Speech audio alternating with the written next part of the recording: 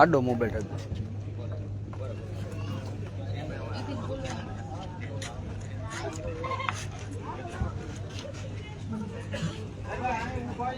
ચાલુ જ છે ને? આજે ઉપલેટા ધોરાજી વિધાનસભાનું આ ગામ કાથરોટા, અને કાથરોટા ગામમાં આટલી બધી આ ક્રાંતિની શક્તિ ભેગી થઈ છે, પણ એના ભેગી માં દુર્ગાની શક્તિ ભેગી થઈ છે. એટલે પહેલા વંદન હું માં દુર્ગાને કરું છું. હંમેશા નારી શક્તિ ઉપર મને ગર્વ છે. આજ પણ ઘણી બધી કઠણાઈ છે, ઘણી બધી સમસ્યા છે. ઘણી બધી વાર હું કહું છું કે कोमल है कमजोर नहीं, शक्ति का नाम ही नारी है. सती के नाम पे तुझे जलाया, मीरा के नाम पे जहर पिलाया, सीता जैसी अग्नि परीक्षा आज भी जगत में जारी है, आज भी जगत में जारी है. પણ અત્યારે મારી માતાઓ બહેનો આપણે દુર્ગા અને કાળી બની, ઝાંસીની રાણી બની અને અંગ્રેજ જેવી ભાજપ સરકારને કહેવાનું છે કે ભાગ ભાગ રે भाग फिरंगी झांसी की रानी आई, अब तेरी सामत आई है, अब तेरी सामत आई है. आवाज આપણે ઉઠાવવાનો છે. આપણે સૌને ખબર છે કે કઠણાઈ શું છે, પીડા શું છે, કેમ ભેગા થયા એ તો ખબર છે ને.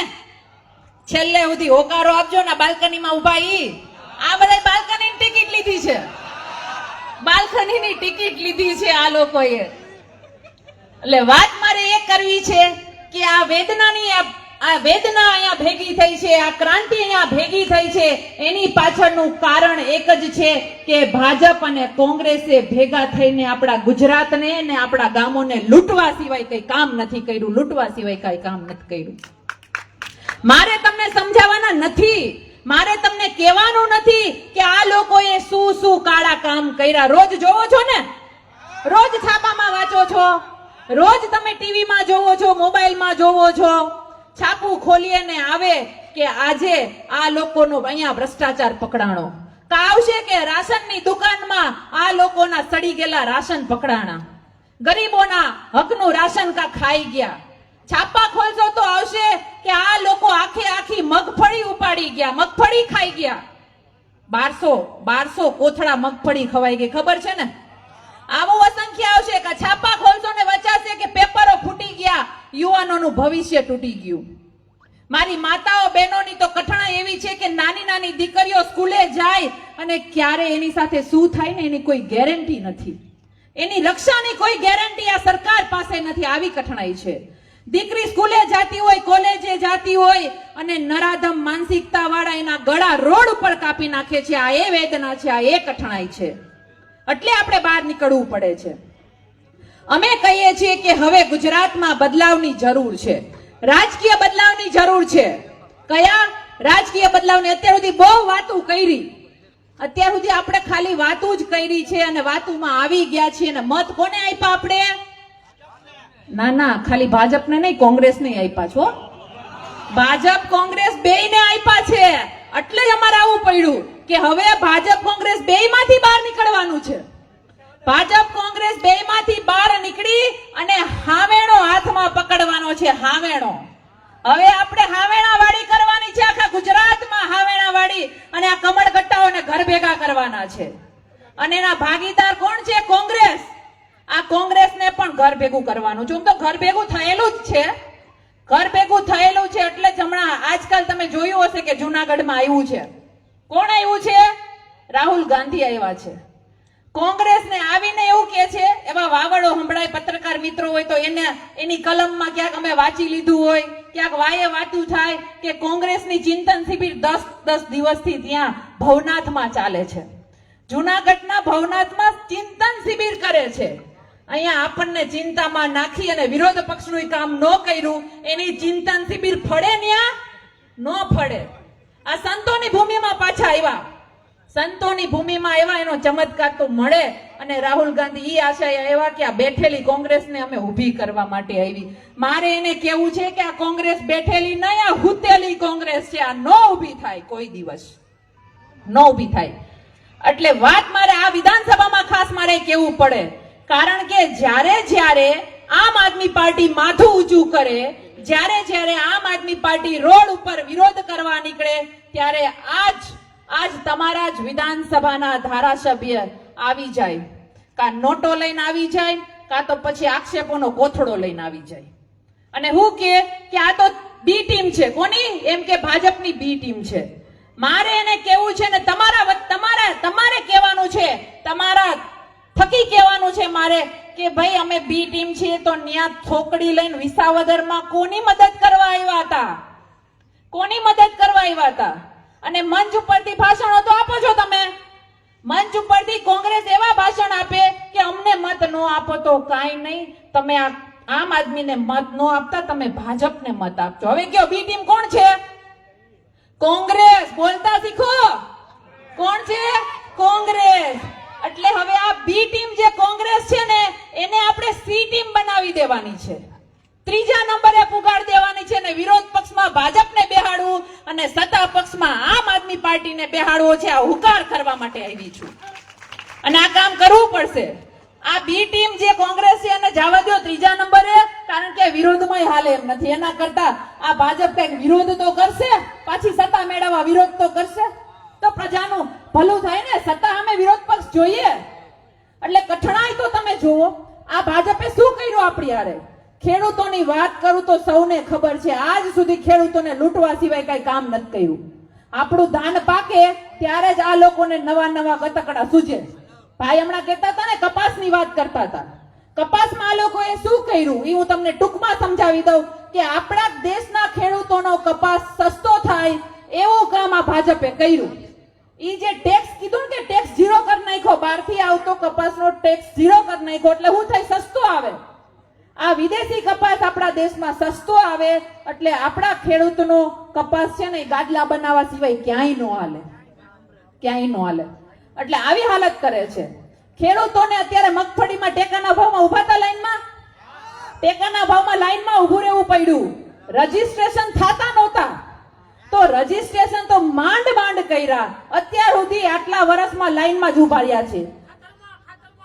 ખાતરમાં લાઈનમાં ઊભું પડે એટલે ઈ તો આપણે નોટબંધી થઈ, કોરોના આવ્યો ત્યારથી લાઈનમાં જ ઊભા છીએ. પહેલા આપણે ઘાસલેટ લેવા લાઈનમાં ઊભા રહેતા, એટલે ભલી વાર તો કોઈ દી આપણે લાઈનમાં ઊભા રહેવા સિવાય આપણે કામ જ નથી કર્યું. એટલે હવે આપણે દરેક જગ્યાએ લાઈનમાં ઊભાનું. હમણાં ખેડૂતોની મગફળીના રજીસ્ટ્રેશન થયા એમાંય લાઈનમાં ઊભા રહેવાનું. તો અરે આપણે કઈ ઠેકો લીધો છે? તો હવે લાઈનમાં ન ઊભું રહેવું હોય ને તો આ ભાજપના ખુરશીના ટાંગા ખેંચીને હેઠે પાડો તો આપણને બેહવા દે, બાકી ઊભા જ રાખશે આ લોકો. અને પાછી ઈ કઠણાઈ તો પૂરી થઈ, લાઈનમાં ઊભવાની કઠણાઈ પૂરી થઈ ગઈ તો નવું શું લાવ્યા કે તમારી મગફળી અમને સેટેલાઇટ થી દેખાતી નથી.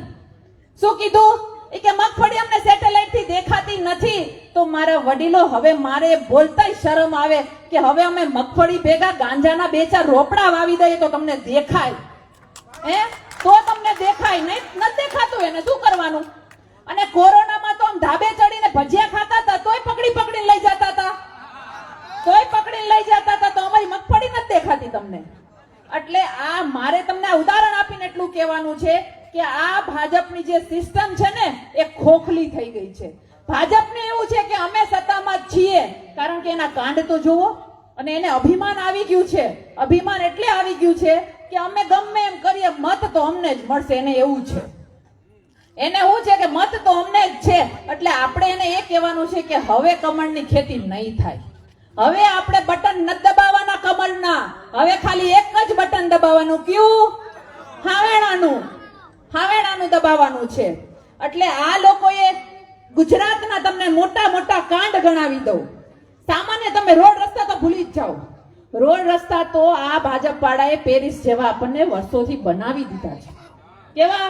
પેરિસ જેવા. અને એટલી ધૂળ ઉડે તોય આપણને ખાલી ભાજપ જ દેખાય છે. આ કઠણા ઈ છે, બીજી નથી. એટલે કહેવાનો મતલબ કે રોડ રસ્તા ખાઈ ગયા. આ નાના ભૂલકા બેઠા છે ને એની નિશાળું ખાઈ ગયા. અમે એમ કહીએ કે સારું શિક્ષણ આપો તો એમ કે ભાઈ શિક્ષણ તો છે જ, પણ પ્રાઇવેટ શિક્ષણ છે. અમારે પ્રાઇવેટ શિક્ષણ નથી જોતું, અમને સરકારી મફતમાં શિક્ષણ આપો. તો ખોટી વાત છે. શિક્ષણ તમે આપતા નથી. શિક્ષણ આ દીકરાઓને સરકારી શાળામાં ભણવાનો અધિકાર છે. મફતમાં શિક્ષણ આપવાનો અધિકાર છે તો કાં નથી આપતા? દવાખાનાની વાત કરીએ તો પ્રાઇવેટમાં જાઓ, સરકારીમાં જાવ, આપને ભરોસો જ નથી. સરકારીમાં દવા કેવી આપે તો કે 10 દિનની એક્સપાયરી ડેટની વાર હોય ને એવી દવા આપે. કાં તો ડાબા પગની જગ્યાએ જમણા પગના ઓપરેશન કરી નાખે, મોતિયાના ઓપરેશન કર્યા હોય તો આખું વહી જાય. આવું સરકારીમાં હાલે છે, એટલે આપણને ભરોસો નથી. તો અમે એમ કહીએ છીએ કે આપણે ટેક્સના પૈસા તો દઈએ છીએ ને. ટેક્સના પૈસા મારી માતાઓ આપણે ક્યાં ક્યાં દઈએ છીએ હું તમને ટૂંકમાં સમજાવી દઉં કે આ દીકરાનું તમે બિસ્કિટનું પડીકું લેવા જાઓ ને ન્યાય તમે ટેક્સ ભરો છો. એક નાનકડી ચોકલેટ લેવા જાઓ એમાંય ટેક્સ ભરો છો. તમે સવારથી લઈને સાંજ સુધી ટેક્સ ભરો છો. તમે નાનું બાળક જન્મે ને છઠ્ઠિયું લેવા જાઓ છો ને એમાંય તમે ટેક્સ ભરો છો. અને મરણ પથારી એક ખાપણ લેવા જાઓ છો ને એમાંય ટેક્સ ભરો છો. સવારથી લઈને સાંજ સુધી ટેક્સ ભરીએ, 365 દિવસ ટેક્સ ભરીએ અને 365 દિવસ આપણે ખાડામાં પડવું પડે ને એની કઠણાઈ છે. એટલે કહીએ છીએ કે પરિવર્તન લઈ આવો. પરિવર્તન એટલે જરૂર છે. તમે યુવાનોની વાત કરો, ખેડૂતોની વાતમાં તો કઠણાઈ જ છે. વીઘા વેચાઈ ગયા, બધું સાફ થઈ ગયું, પણ હવે આપણે આ ભાજપને સાફ કરવાનું છે. આ યુવાનોની વાત કરું કે ભણી ભણી અને આંખો ફૂટી જાય, બાપના ખીચા ખાલી થઈ જાય, માના ઘરેણા વેચાઈ જાય. દીકરો ભણી અને પરીક્ષાની તૈયારી કરતો હોય ને અહીંથી કાથરોટા ગામથી ગયો હોય જુનાગઢ કે ક્યાંક પરીક્ષા આપવા માટે સેન્ટર આવ્યું હોય અને અહીં જે પાદરે પૂગે ને ત્યાં ફોન આવે કે પેપર ફૂટી ગયું, ઘર ભેગા થઈ જાવ. તો આપણા દીકરાઓને પેપર ફોડીને ઘર ભેગા કરે છે, તો હવે આપણે આને ઘર ભેગા કરવા જોઈએ કે નહીં? આ ઘર ભેગા કરવાની વાત કહેવા માટે આવી છું. એટલું જ નહીં, આ માતાઓ બહેનોને તમને ખબર છે મોંઘવારી કેટલી છે? મોંઘવારી આપણી હાલત શું કરી છે? આ વાત ખાલી રાજકીય નથી, આની સામાજિક અસર જે થાય ને હું તમને કહું કે મોંઘવારીના કારણે મારી માતાઓ બહેનોને ખબર છે કે ધાણા ભાજી લેવા જાય ને તો રૂપિયા હવે દેવા પડે છે. દૂધની કોથળી મોંઘી થઈ ગઈ છે, હટાણું મોંઘું થઈ ગયું છે. હવે ખાવું હું? અને ઘરે ભાઈ હોય કે પિતા હોય કે પતિ હોય કમાઈને આવ્યો હોય અવળું મોઢું જોવે ને એટલે માતાઓ બહેનો અડધી અડધી રોટલી ખાઈને પેટ ભરે છે, ભૂખી રહીને હુવે છે ને આ એની વેદના છે, આ એની કઠણાઈ છે. એટલે કહીએ છીએ કે હવે બદલો, હવે બદલવાની જરૂર છે. અસંખ્ય મુદ્દાઓ છે, ક્રાઇમ જોવો તો એટલા છે અને અંતમાં તો હું તમને એમ કહું કે મુદ્દાય તમે ભૂલી જાઓ, આ બધુંય ભૂલી જાઓ. પણ હવે તમને એવું લાગતું નથી કે આ લોકોને રાવણ કરતા પણ વધારે અભિમાન આવી ગયું છે? કોઈ હારતું જ નથી, આ લોકોને કોઈને હારવું જ નથી. હમણાં મોદી સાહેબ આવ્યા એટલે શું કર્યું એ લોકોએ? આ બધા અહીંયા પોલીસ મિત્રો ઉભા છે, એ બોલશે નહીં પણ મને ખબર છે એ લોકોને ટાર્ગેટ આપ્યા હતા કે એસટી બસો ભરી ભરીને આવો, એસટી બસો ભરી ભરીને આવો. આંગણવાડી વાળી બહેનોને બોલાવે, આ જે શિક્ષકો છે એને બોલાવે, જેટલા પણ સંત્રીઓ છે, અધિકારીઓ છે, બધાને બસો ભરી ભરીને લઈ જવાનો આદેશ આપે છે. આ છે તમારા ગુજરાત મોડલનો વિકાસ. તમે વિચાર તો કરો ક્યાં સુધી આપણી શક્તિઓનો દુરુપયોગ કરીએ. આપને સૌને ખબર છે કે ગુજરાતમાં દારૂ મળે છે ને? આપને ખબર છે કે ગુજરાતમાં ગુંડાઓ રહે છે, ગુજરાતમાં ક્રાઇમ થાય છે, તો આ પોલીસ મિત્રોને શું કામ રાજકીય રીતે હેરાન કરીને પાછળ પાડે કે જાઓ રાજકારણીઓની પાછળ જાઓ, ભાજપની પાછળ, ભાજપના ખોટા કામ જે છે એને ઢાંકી અને આમ આદમી પાર્ટીને પાછળ જાઓ, આવું કેમ કે છે? આ વાત તમારે સમજવાની છે કે એ લોકો નવરાજ નથી લેવા દેતા તો ઈ જુગાર પકડવા જાય ને, તો ઈ દરોડા પાડવા જાય ને દારૂના, નહીં જાય. એટલે અહીંથી મારે હર્ષભાઈને કેવું છે કે હવે આમ આદમી પાર્ટી છે ને દોડવા માંડી છે. હવે તમારે ચિંતા કરવાની જરૂર નથી, હવે તમારે ચિંતા કરવાની જરૂર નથી. થોડા પોલીસ મિત્રોને નવરા રહેવા દો, કારણ કે છેલ્લે ઘર્ષણ તો આપણે એની સાથે થાય છે.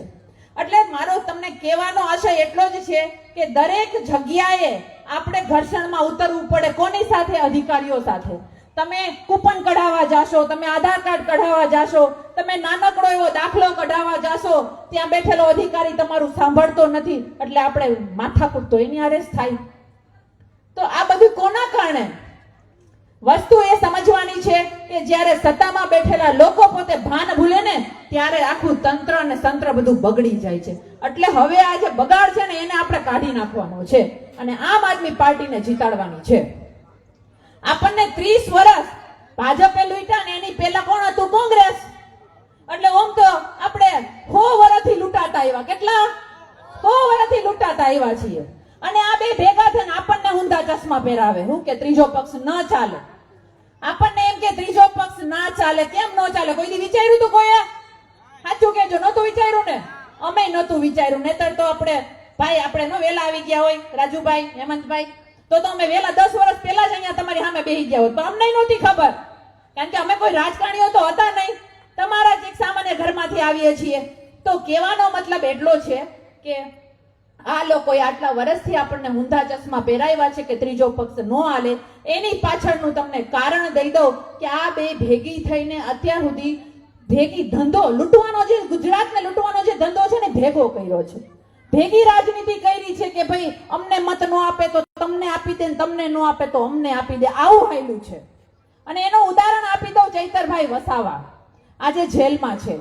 આમ આદમી પાર્ટીના ધારાસભ્ય આજે જેલમાં છે. શું કામે? તો કે એને મનરેગામાં કૌભાંડ ખુલ્લું પાડ્યું. અને એ કૌભાંડમાં નામ કોના ખુલ્લા? તો કે ભાજપના નેતાઓના ને કોંગ્રેસના નેતાઓના. આવી ગઈ ને ધંધાની ભાગીદારી. અને એને જેલમાં પૂર્યા કે એક અધિકારી, મહિલા અધિકારીને આગળ લાવ્યા, એમ કીધું કે અમને ગ્લાસ માર્યો. આવા કેસમાં તમે એને જેલમાં ભરો છો. શરમ આવી જોઈએ. આજે કૌભાંડીઓને બેલ મળી જાય છે, દારૂડિયાને બેલ મળી જાય છે, ચોરને, બળાત્કારીને, ખૂનીને બધાને બેલ મળી જાય છે. બોલો આ ક્રાંતિકારીને બેલ નથી આપતા, જામીન નથી આપતા? વિચાર તો કરો. તો મારે તમને એ કહેવું છે કે જે સાચા લોકોને જામીન નથી આપતા ને, એની જમાનત જપ્ત થાય, આવી રીતે એને આપણે હરાવવાના છે. આ વાત કહેવા માટે આવી છું તમને. વાહ દાદા વાહ, કાઢો હવે કાઢો. એટલે મારે તમને એ કહેવાનું છે, આ લોકોની વેદના છે. જુઓ, આ લોકોની વેદના છે, આ લોકોની પીડા છે. અસંખ્ય વાતો છે અને હજી ઘણા બધા વક્તાઓને સાંભળવાના છે. મારે તમને છેલ્લે એટલું કહેવું છે કે હવે આ લોકો પ્રભુ શ્રી રામના નામે ગાજવા આવે ને તો માનતા નહીં. મેં ઘણી બધી વાર બોલી ચૂકી છું. પાછી આ ગામમાં કહેવા માટે આવી છું કે આ ભાજપ વાળા નહોતા ને તેથી આપણા ગામમાં રામજી મંદિરના ચોરા હતા. તેથી આપણે પ્રભુ શ્રી રામની આરાધના કરતા હતા. અમે આ નાના નાના છોકરાઓ જેવડા હતા ને તો ચોરે રમવા જતા હતા, પ્રભુ શ્રી રામની ધૂન ગાતા હતા, ઝાલરો વગાડતા હતા. આ લોકો આપને ધર્મ શીખડાવશે? એ જે 30 વર્ષથી આવ્યા ને ગુજરાતને લૂંટ્યું, એ ધર્મ શીખડાવશે? એટલે આની ધર્મવાદની જે ખોટી નીતિ છે, આપણી લાગણી લૂંટવાનું જે કામ કરે છે ને, આ ભાજપની વાતમાં આવતા નહીં. એવી જ રીતે દેશભક્તિની વાતો ખોટી ખોટી કરવા આવશે. અહીંયા બધા જે બેઠા છે ને, બધાના ઉપર સર્ટિફિકેટ ભાજપે આપી દીધું છે કે આ દેશદ્રોહીઓ છે. શું કે છે કે આ બધા દેશદ્રોહીઓ છે. અરે કઈ રીતે અમે દેશદ્રોહીઓ છીએ? વિચાર તો કરો. આ ભાજપ ક્યાંય નથી પૂગી શકતું ત્યારે દેશદ્રોહીની વાતો કરે છે. મારે એને એટલું જ કહેવાનું છે કે હવે ઝપી જાજો. હવે અમારી દેશભક્તિ ઉપર સવાલ ના ઉઠાવતા. અને એટલા બધા જો ભાજપ વાળા પાળિયાણા હોય ને તો બનાવે કાયદો કે જેને મંત્રી બનવું હોય, જેને એમએલએ બનવું હોય, જેને એમપી બનવું હોય ને, એને ફરજિયાત બોર્ડર ઉપર રક્ષા કરવા જવું પડશે. બનાવો કાયદો. બનાવશો તો અહીંથી હેમંતભાઈ જવા તૈયાર છે. બનાવો તમે કાયદો. ખોટે ખોટી દેશભક્તિની વાતો ન કરો, કારણ કે દેશની રક્ષા તો આ ફોજીવીરો કરે છે, આ સૈનિકો કરે છે.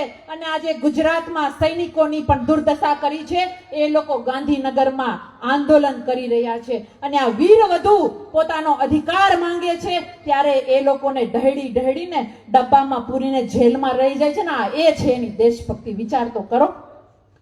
એટલે આ લોકોના નીતિના અનીતિના ચોપડા બધા આપણી પાસે ખુલ્લા છે. અને છેલ્લે તો મારે તમને એટલું કહેવાનું છે કે આ એના પોતાના નહીં નથી. આ કોઈ દી વિજયભાઈ રૂપાણી યાદ છે ને? વિજયભાઈ રૂપાણી યાદ છે ને? સ્વર્ગસ્થ વિજયભાઈ રૂપાણી. મારી માતાઓ, તમે કદાચ છાપા નહીં વાંચતા હોય પણ હું તમને કઠણાઈ કહી દઉં કે આ ભાજપ વાળાએ એને પણ નથી છોડ્યા. યાદ રાખજો. એને શું કર્યું કે એના અંતિમ વિધિનો, અંતિમ યાત્રાનો ખર્ચો, એના 25 લાખનો ખર્ચો આ વિજયભાઈ રૂપાણીના પરિવાર પાસેથી ઉઘરાયો. આ એ ભાજપ છે. હવે તો સમજો તમે. શરમ આવી જોઈએ. આ ભાજપને મારે કેવું છે કે કદાચ સરકારના ભંડોળમાંથી આપી દીધું હોત ને પૂર્વ સીએમ માટે તો આ જનતાને વાંધો નતો. અમને કોઈ વાંધો નથી, પણ તમે ગુજરાતની ગરિમાને લજ્જિત કરી છે. આ વાત તમારે સમજવી પડશે. એનાય નથી થયા તો આપણા શું થવાના હતા? જેના માટે જીવ દીધા, જેના માટે એ લોકોએ પક્ષ માટે આટલું બલિદાન દીધો, એનાય નથી થયા. આ ભાજપ વાળા આપણા નહીં થાય. આ વાત ગાંઠ બાંધીને યાદ રાખજો. તો પાડી દેવાનું છે ને હવે તાલુકા પંચાયત અને જિલ્લા પંચાયતની જે ઇલેક્શનો આવે એમાં મૂળિયામાંથી કાપજો, નહીતર પાછા બાવળિયા ઉગી જાય. એટલે મૂળિયામાંથી કાઢી અને એને ઘર ભેગું કરી દેવાનું છે, એક જ. અને ખાલી એક જ. એટલે હું તમને બીજી છેલ્લે વાત કહી દઉં, પછી હું ભાઈને બોલવાનું છે. પણ તમે બધા એટલા બધા આમ જનૂન ચડાવો છો ને તો બે વાતો નીકળતી જાય છે. મારે તમને એ કેવું છે કે આપણે હમણાં ઓલી પ્રથા ભૂલી ગયા, ધુવાડા બંધની પ્રથા ભૂલી ગયા ને. તો મારે અહીંયા એવું તમારી પાસેથી વચન જોઈએ છે કે આ કાથરોટા ગામમાંથી ને આજુબાજુના ગામમાંથી જેટલા ક્રાંતિકારી આવ્યા છે ને એમાં આપણે ધુવાડા બંધ મતદાન કરવું છે. ધુવાડા બંધ એટલે આ ધુવાડા બંધ મતદાન કરી અને ભાજપ કોંગ્રેસ બેયને ઘર ભેગા કરવાના છે. અંતમાં મારે એટલું જ કેવું છે, આટલી બધી નારી શક્તિ અહીંયા બેઠી છે કે બેટી મેં હિન્દુસ્તાન કી ના ચલેગા કિસી કા જોર હમ પે, કાટ દેગે હર वो सर जो उठेगा मेरी जनता के ओर, जो उठेगा मेरी जनता के ओर. बोलो भारत माता की जय, जवान वंदे. धन्यवाद. जय हिंद, जय भारत.